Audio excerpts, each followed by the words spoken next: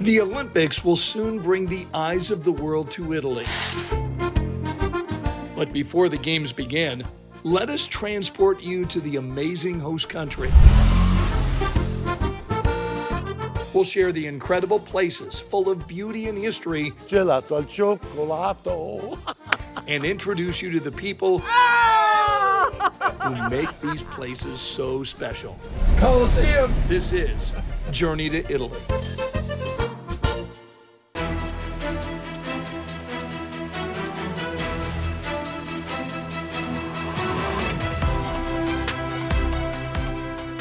Thanks for inviting us in. I'm Scott Swan. And I'm Angela Buckman. For 2 decades, WTHR has been the nation's leader in Olympic coverage. We send crews to the games, and we also visit the host country months before the cauldron is lit in search of great human interest stories. We've taken viewers to Greece, Italy, China, British Columbia, England, Russia, Brazil, Japan, South Korea, France, and now back to Italy. Photographer Steve Rhodes and I traveled all over the Olympic host country. We found great stories in the big cities and off the beaten path. So settle in for our journey to Italy. We want to begin with the food and the women who know how to make it better than anyone. When they book, they think it's a cooking class. What they got is a little bit more than a cooking class.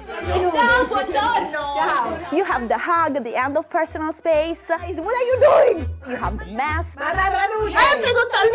Yelling. They're not yelling, they're speaking, you know, it's just our tone of voice.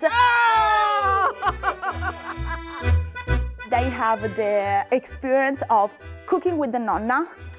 That can be dangerous. And eating with the nonna, that can be dangerous too, because she will feed you until it will explode. Hello, my name is Chiara, and welcome to Palombara Sabina.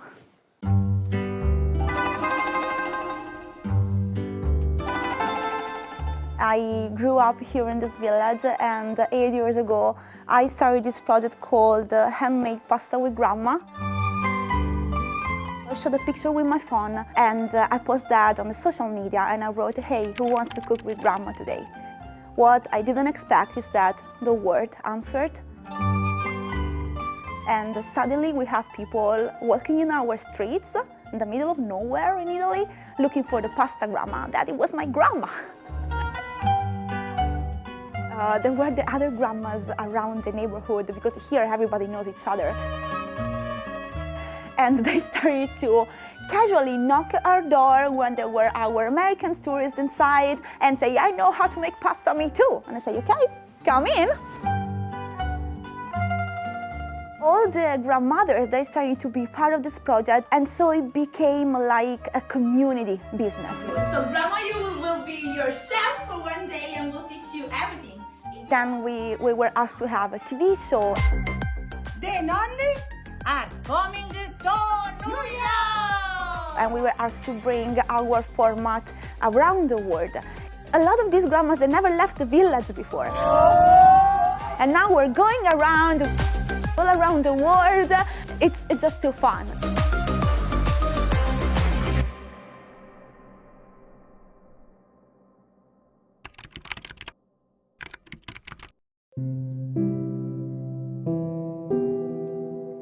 And 2 years ago, when she passed, at the beginning it was too painful for me.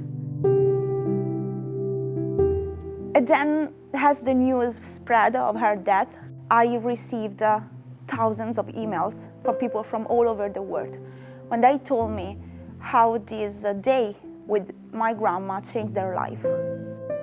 And I felt that my community was not my village anymore. My community was the world.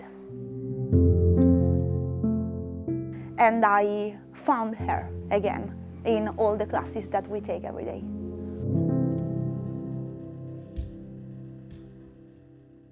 Okay, with the palm of your hand, let it roll under your hand. Really good. The grandmas can be really jealous of their dough and their own pasta, because the result is really important. Already, Mo. if a grandma gives you the possibility to touch her dough, that means they're really creating a moment that lasts forever. Making pasta together means being part of a family.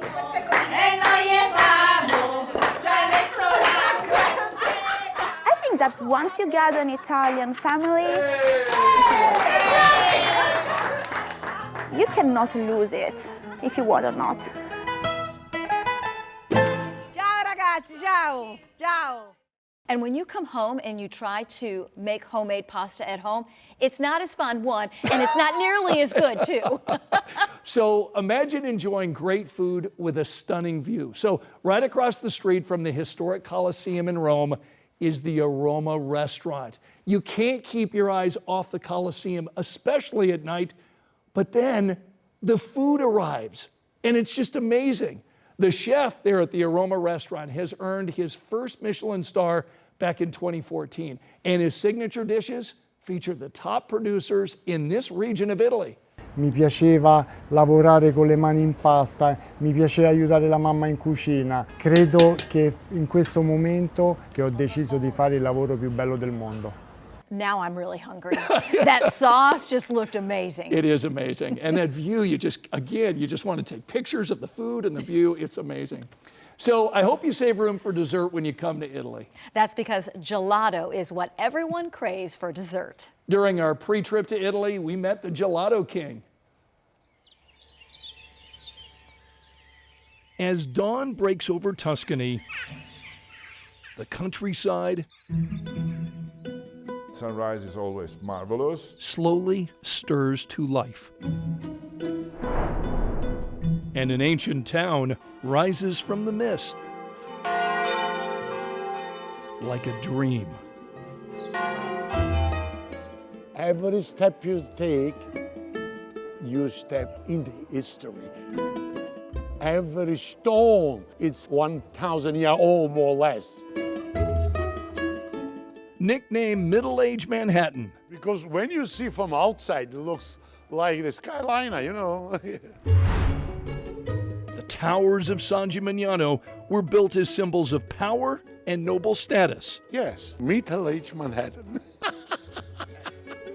But a new kind of royalty holds court here now. Hi, and you come from? No crown, New York City. no castle, Oh, how you doing? just a crowd Gelato. that follows flavor.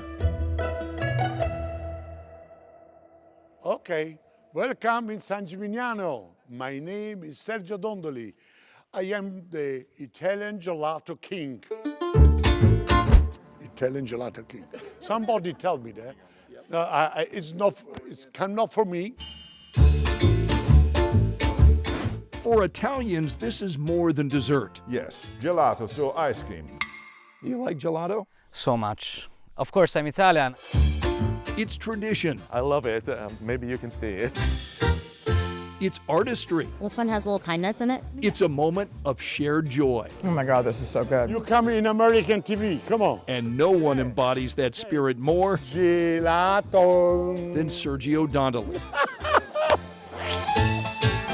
What can I say? This is my life. My first memory was I was 7 years old and I heard first time the name Gelato. And I tried. It was cold, but even sweet, so happiness. And then it was my job. Yes, where are you from? Scotland. Oh, Scotland. Mr. Dondoli Ice Cream Shop, California, Turkish, Belgium, Greece, gelato. one of the most famous ice creamer in the world. I talk many languages. Si kann ich will, kala, aber gerne. Wo denn genau her? When Chinese come, I will let you see I can talk Chinese too.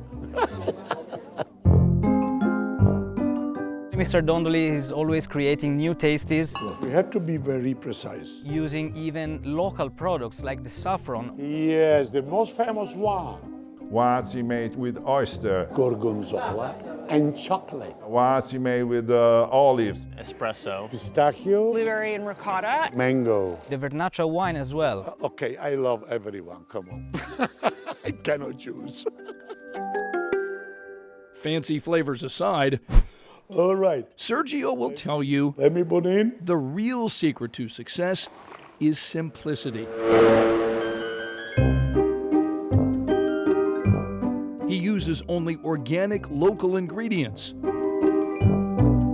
The milk comes from a nearby farm. Ah, And yes, sometimes Sergio even milks the cow himself. it's better I don't look inside.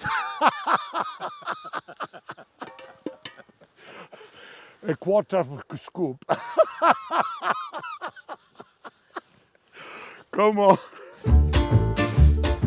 Wander anywhere in Italy, and you'll see the signs. Gelato. But if you want the royal standard, The best place for gelato in the world. travel to Tuscany. Listen for the laugh. And look for the line. Many people, many kilometers just to come to try gelato. And then they see the tower too. Oh, wonderful place. The Gelato King's Court is always open. You don't look of the hour. Come on, how long I have been working? No. You want to have just happiness for all the day. And when you come back at home, wow, for you, you will be happy because you've done what you really love. You are the king. Yes.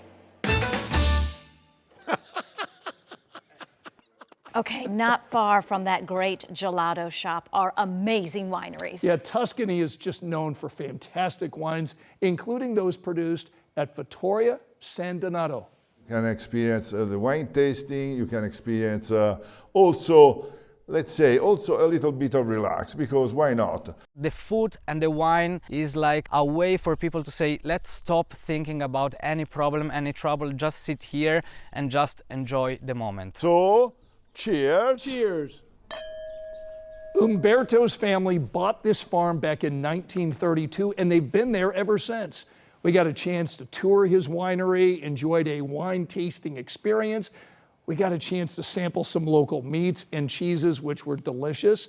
So if you travel to Italy, consider a trip to Tuscany, one of the amazing places to enjoy wine and gelato. Still to come on a journey to Italy. We're taking you to Venice. See the people behind the masks and costumes used during Carnival. And we're taking you to the hometown of Ferrari. Climb aboard for a thrill ride where it all began.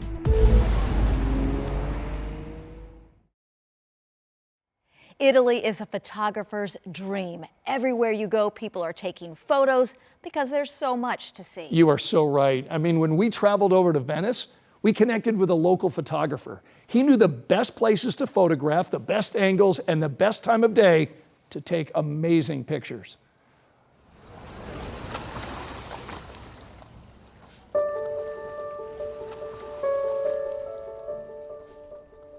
Wandering around to try to get lost. That's probably the best way to discover Venice. I go walking, just walking, and when I see the light, that's the right moment. My name is Andrea Perotta. Photography is my big passion.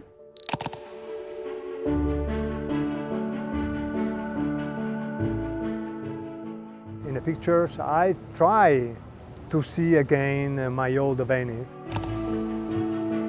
That is very rare now. I like particularly this area because it's the place where I grew up. You grew up here? Yes. Yes. Yeah. So this reminds It's, you of your remind me childhood. exactly. Yeah. From gondoliers The gondolier represents the love of the city. to Carnival, The relationship that there is with the photographer and the physical people has changed completely. Andrea's photography is a celebration of the sights that make this floating city famous. This is perfect. But it's the quiet spaces, far away from the tourists, where his camera captures moments others miss. We love a tourist. We don't have any problem about that. But sometimes we need to find also some real Venetian life area. Life that we can all still see. One of my favorite spots. Thanks to the work of this Venetian, who still knows where to look.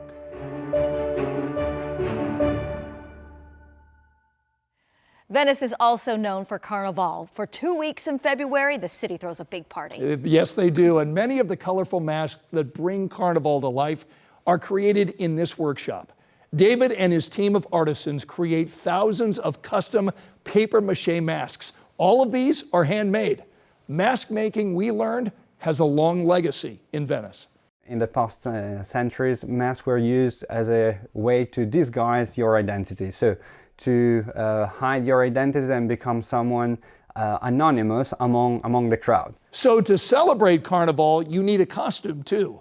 There's a warehouse in Venice with lots of costumes featured in films, theater, and the opera. You can rent one of these costumes and then wear it during Carnival or any time of the day. That's me in the center. I got a chance to wear a few of those costumes, and the experience transports you back in time. It's very good because the people can live a dream. One time in their life, you can do it, you know. It really transported you back in time and back into the Carnival atmosphere. So intricate, so beautiful. It was. Yes, for and sure. I love all the colors. In Venice, by the way, gondolas are the way to travel. But there's another city in Italy where it's all about fast cars. So we want to take you to Maranello, where the color is red. After all, this is the birthplace of Ferrari. Ferrari is red. Ferrari is passion. Ferrari is Italy. When you arrive in Maranello, Italy, the prancing horse is there to greet you. And when you step inside the Ferrari Museum, you're up close with automotive history. They are masterpieces. And there is no real masterpiece. Each one is a single masterpiece. Many of these masterpieces are worth millions. Cars that became legendary in F1, sports prototypes, GTs, and road cars, all of them created inside the Ferrari factory. 365 GTB4 engine, block. Our cameras were given extraordinary access to a place few people have ever seen. So tell me about this car. So she's one of the 33 produced in 62, 63. Many of these Ferraris are being restored. We know that it's insured for 100 million euros. It's insured for 100 million euros. Yeah. The factory workers know how to bring these Ferraris back to their original condition because inside this room, they keep notes of every Ferrari ever created. Every single part of every single car from the mechanical point of view. In this factory, the Ferrari team works on cars from the 1950s, and they're restoring a Ferrari hydroplane. She reached 242 kilometers per hour of the dose. That's very fast. Yeah, in the lake. We got a sense of the speed while riding in a Ferrari through the hills of Maranello. Policy acceleration.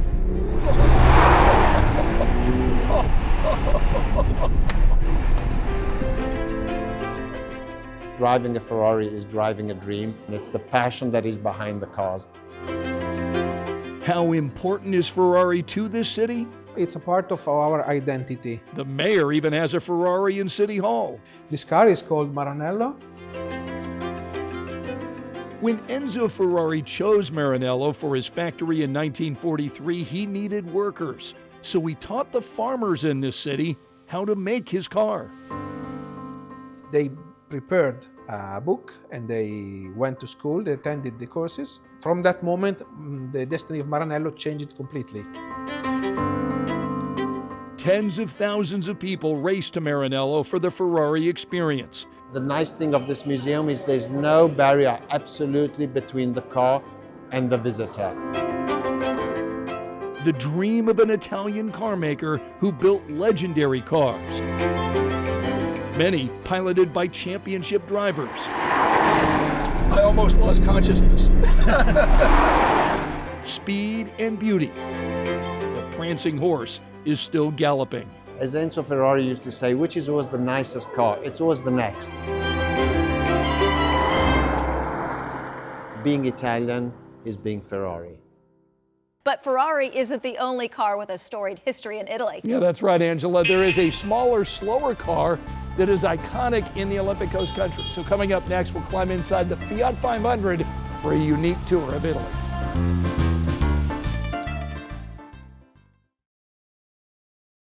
Lake Como in Italy may get all of the headlines because of Hollywood celebrities like George Clooney who live there. But here in northern Italy, it is all about Lake Garda, the largest lake in the Olympic Coast country. Lake Garda is 32 miles long. Yeah, it's big. That's very big. With quaint towns and historic estates dotting the shoreline. So, in the first floor is a restaurant. In the second floor, that's hotel. That's only 7-8 rooms. Sirmione is one of the must-see towns on the southern edge of Lake Garda, in large part because of this spectacular castle dating back to the 14th century. Sirmione is also an ideal spot to grab a boat tour. Yeah, this is the best office, you look. Yeah, there's no computer, no TV, okay, no stress. With a little luck, you'll find a captain like David. Are you ready? Part guide. That's Italian music. Part DJ.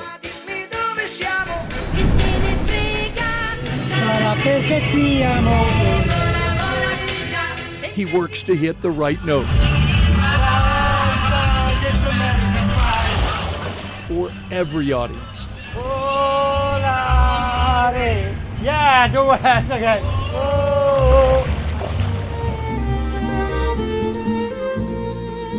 It's all part of the Garda experience. It's your second house, the summer house. Every view and every town leave you wanting more. It's wonderful. Italy's largest lake always has something new. See you next time. Yeah. Waiting just beyond the horizon.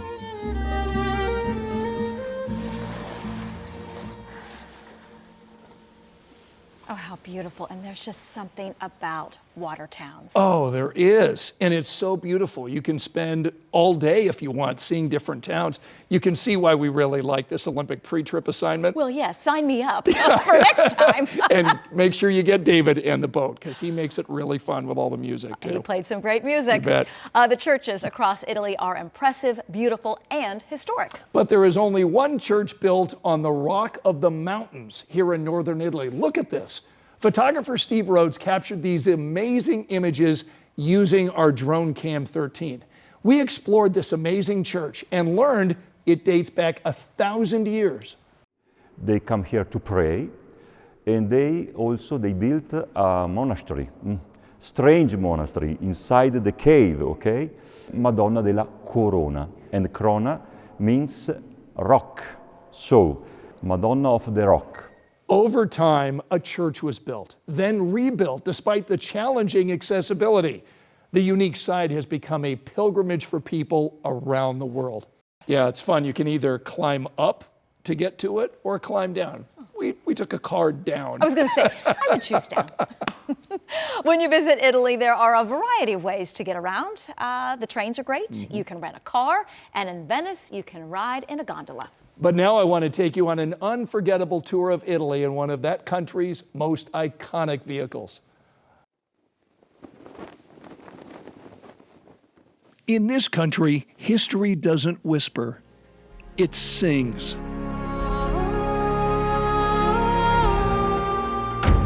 This is a land of emperors and artists, ancient legacies, etched in stone, painted on ceilings, and towering over time.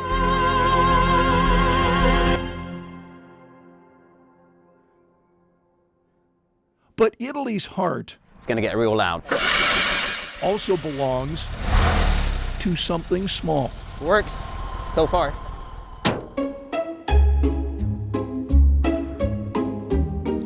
Guys, what to say about the Fiat 500? Let's see if he starts first. A car with the horsepower of a hairdryer. The gas tank here in the front and the engine in the back. It's tiny. Yes. It's a miracle. It's a miracle of aesthetics. It's temperamental. Fiat. Yep, fix it again, Tony. That's what they say. And somehow, it's iconic. Yes, yes, definitely. The bouncing speedometer. 48, 50, 51. The colors, they're really cute. But also the shape. It's a beautiful car. Oh yes, very lovely cars. It's not just a car, as I say, this is a symbol of Italy. One of the many symbols of Italy.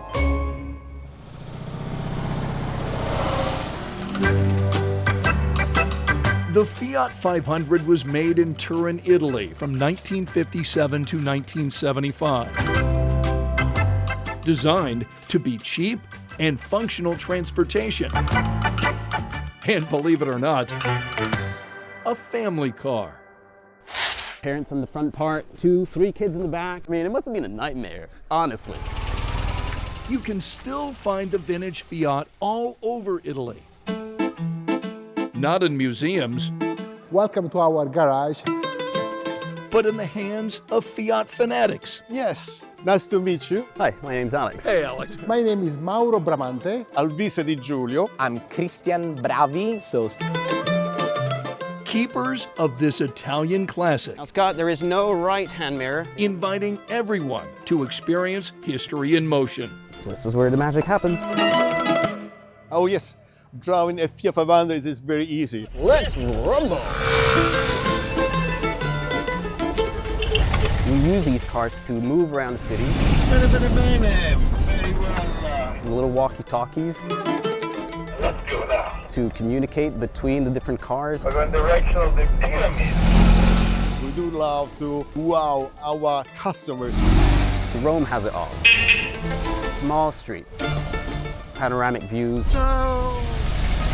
Colosseum. At the end of the tour, people drive like Romans, you know? As long as they don't take the bad habits back home with them, it's all fine. Country driving more your speed? You can do that too. We offer a self-drive Fiat 500 tour. Guys, look at this. A Fiat tour of Tuscany. Come and see this beauty. Is unforgettable. So cool. They will see vineyards and also a beautiful view over Florence. And then they are off on the road. Breathe it. For motorheads, that's air, oxygen. It's an honor being able to drive these vintage babies. Part of their Italian experience. It is the only smiling car we have in the world. Take a look to the other cars. They are always arrogant, aggressive. Not this car, they're so friendly. Everybody started waving. Ciao bello, ciao bella. They all wave, don't they? It lets you feel important. Like you're in the past. Bravissimo Scott, you are my hero. You are my hero, Nick. I get inside my car, I drive, and I feel bad. It's my feeling good therapy, and I do it. It's unbelievable. It works every time. This is the way to see Italy.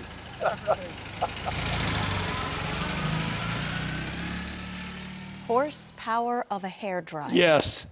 Got to be able to use a stick shift. And you got to drive one? Oh, yes. Whoa. Did that in Rome.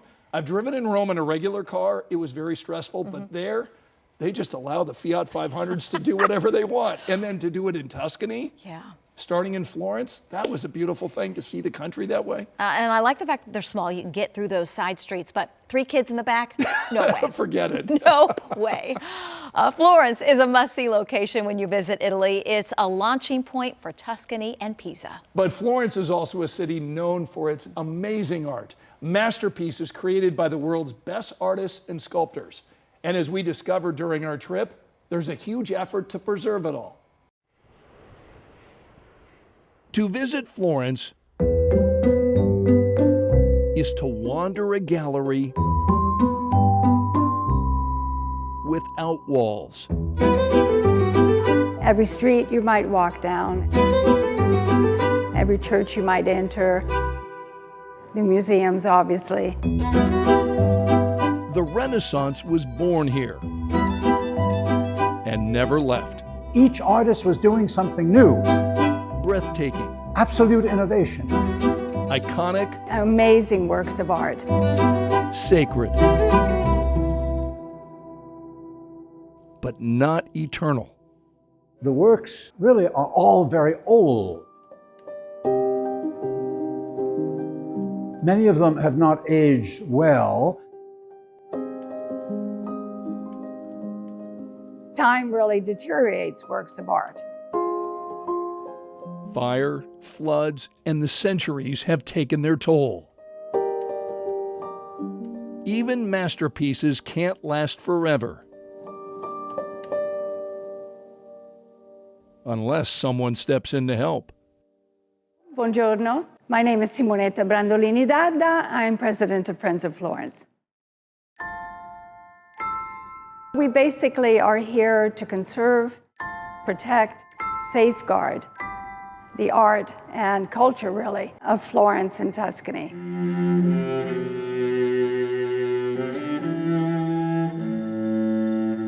Discreetly tucked away in workshops across the city, artisans commissioned by Friends of Florence form the front line in this battle to save history.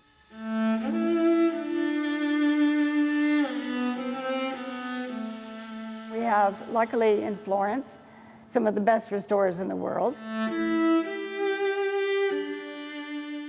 Un desiderio capire profondamente l'anima dell'artista. È un bronzo molto antico. Their work delicate and slow. A single piece can take years to restore. But donors seem to think it's worth the wait and the cost. What kind of pride do you have in helping with the restoration of this incredibly famous sculpture? Enormous, infinite. One of the real masterpieces of all time. In 25 years, Friends of Florence has raised millions of dollars and funded over 450 projects. Projects in all of the major museums in Florence. The Galleria degli Uffizi, the Uffizi Gallery. The Accademia Gallery, which was created actually for Michelangelo's David. The Cathedral Museum, Opere del Duomo. Also many churches. There are like living museums, really. We've done entire rooms. We've restored tabernacles on street corners, statues, sculpture, paintings, or frescoes. The list goes on and on and on. In Florence, art is not just seen, it's felt. One brushstroke, one sculpture. It's such a symbol of Florence. One story at a time. They have intervened to make it possible for those of us who live here and who love this city to continue to present these masterpieces to visitors, to new friends, in their most beautiful form. They are the new patrons of the Renaissance. Italians have such passion and pride for keeping their history alive, from the Fiat 500, which isn't made anymore, to these prized collections of art. Right, and those of us that love art want it to be there for our kids and grandkids, so these new generations can come to love Florence the way that we do. Still to come, we're taking you to the village where Pinocchio was born. Yes, we got it! We'll show you the fun photos people take at the Leaning Tower of Pisa. And we're heading to the birthplace of the violin, all ahead on the journey to Italy.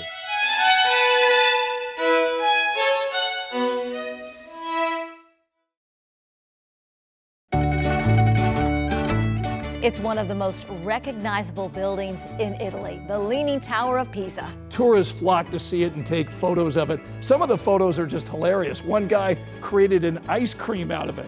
The famous bell tower began leaning shortly after construction all the way back in 1174. Our tour guide told us the architect made a mistake and then disappeared. But it continues to be a popular photo op for everyone who goes to Pisa.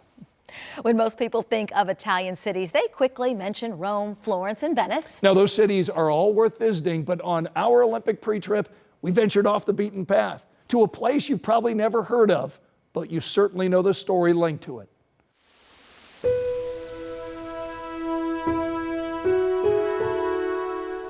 Nestled in the rolling hills of Tuscany is a place of terracotta rooftops and terraced gardens. Calodi, Italy looks like it was pulled straight out of a fairy tale. And in many ways, it was. So the first line of the story, chapter 1, once upon a time there was a piece of wood.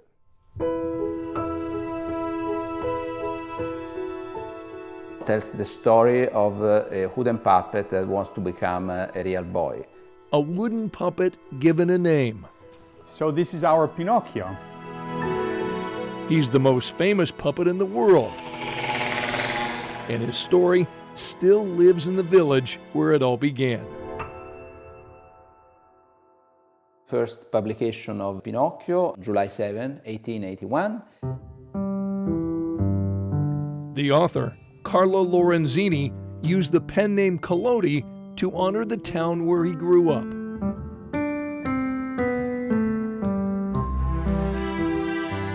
Today, Calodi celebrates its famous connection with pride. So my name is Roberto Vezzani and I am the librarian at the National Carlo Collodi Foundation. Of course, the most important book of the library is Pinocchio. Beyond the book, the puppet's presence here is, well,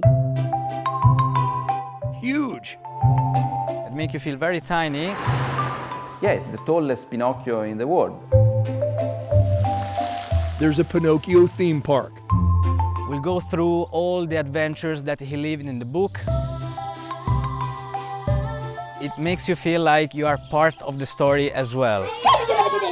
A traditional puppet show entertains children. There is Pinocchio art, a Pinocchio in a roundabout, I'm Miss Pinocchio. and plenty of Pinocchio souvenirs. Pinocchio. Long before Disney's version of the puppet, Pinocchio was carved into the culture of Italian families. Oh, benvenuti qui all'isola di Pinocchio, il mio laboratorio di marionette. Prego, accomodatevi. This artist in Venice was so inspired by Pinocchio, he decided to make marionettes for a living. Mi dicono che assomiglio a Geppetto, cioè al papà di Pinocchio. Indubbio, certo.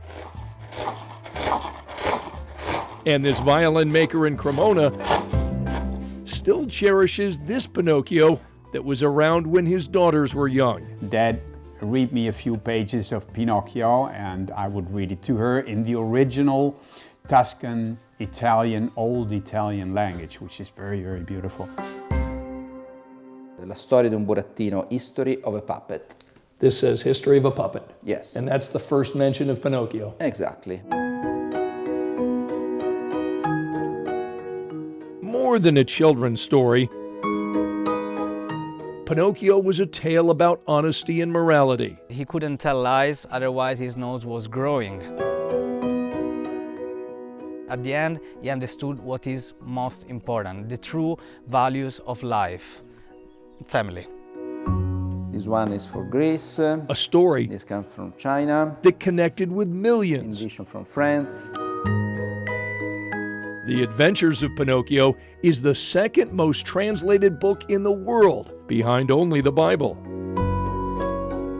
Almost 700 translations in almost 200 languages. You've probably read Pinocchio hundreds of times, right? I guess so. It's part of my work, so I do not complain about that. So while Gelato may seem like just another Tuscan village, it's actually the heart of a story that has touched the world. A place where imagination was born, and where even today, a little wooden boy reminds us all what it means to be real. So that's the ending of the story.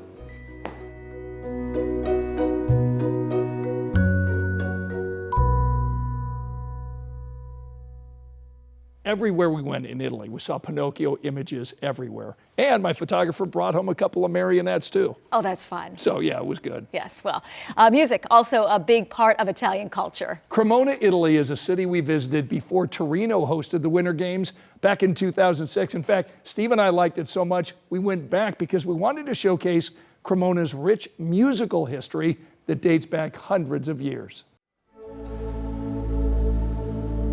For nearly 1,000 years, this cathedral has stood at the heart of Cremona, Italy. A silent witness to wars, plagues, and the rise and fall of empires. Towering columns, gilded altars, and frescoes painted by Renaissance masters. Its grandeur is undeniable. And in almost any other city, this would be the crown jewel. But Cremona's greatest treasure isn't carved from stone. It's crafted in wood. When I observe a piece of wood, I can almost already see the sound that it will produce. This will be a very strong sounding violin. Cremona, you know, it's the city of the violin makers. Hello, I'm Matthijs Heiligers. I'm a master violin maker, and I wish you welcome to this beautiful city, Cremona.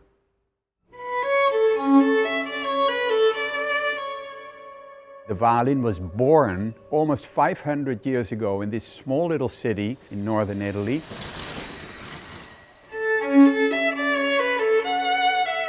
And it has remained the city of violin making ever since.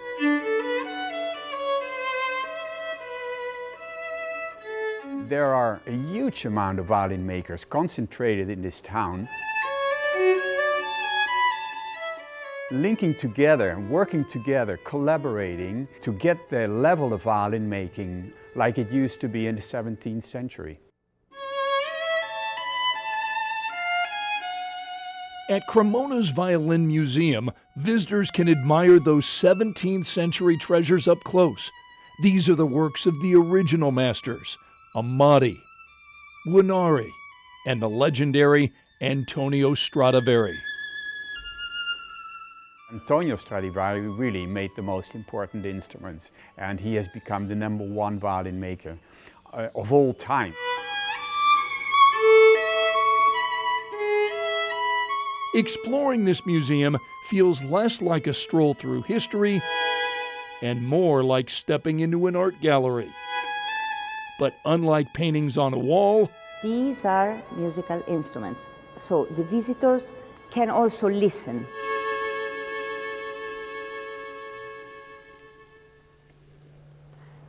When I open the case, it really clears my mind. And you feel the responsibility, but you're also looking forward to hear them, to look at them. They are the most beautiful instruments in the world.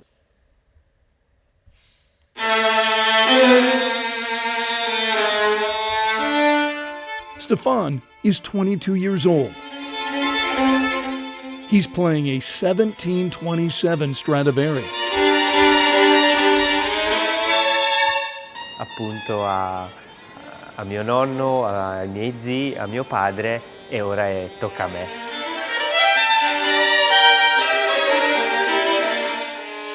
When you listen to the sound of a Stradivari or you have the opportunity to play it, that violin raises you to a higher level. It is like a hand coming down from heaven.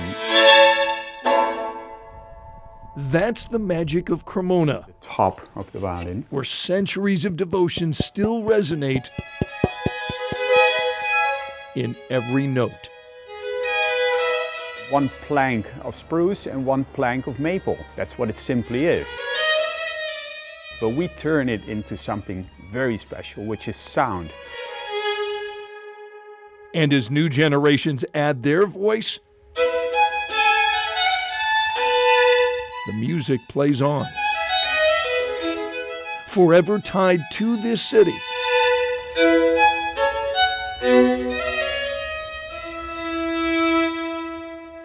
The birthplace of the violin.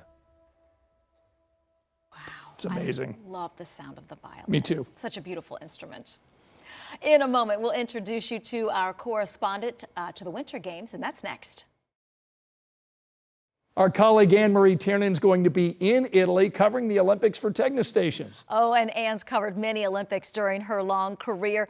What's it like being in the heart of it all? Oh, it's awesome. It's unlike anything else. You've got the world's eye. Every country has got their athletes that they're cheering for. There's team pride. There's athletes that have just focused their whole life. Their families have invested in this. This is their moment. And when they finally achieve it, they get that medal and they get that place on the podium. That's so exciting. Tell our viewers what your assignment will be. So, Scott, I will be doing live reports for all Tegna stations that are NBC stations in the morning. So on your sunrise shows, you can tune in the 5, 6, and 7 o'clock hours. Then we're also going to have a daily streaming show. So tune in for that. That's all the lifestyle things outside of the games. And then, of course, there's the shows that are in the early prime time that we'll have reports to. And then follow us on social media because we're going to be putting a lot up there. You're going to be busy. We will be busy. And we're excited for We're you. going to do everything but sleep. Yes, we'll hold you to that. Anne does a great job. You're going to love her coverage. And if you like the stories you've seen, we've got much more to show you during the Winter Olympics. Thanks for joining us. We'll see you soon.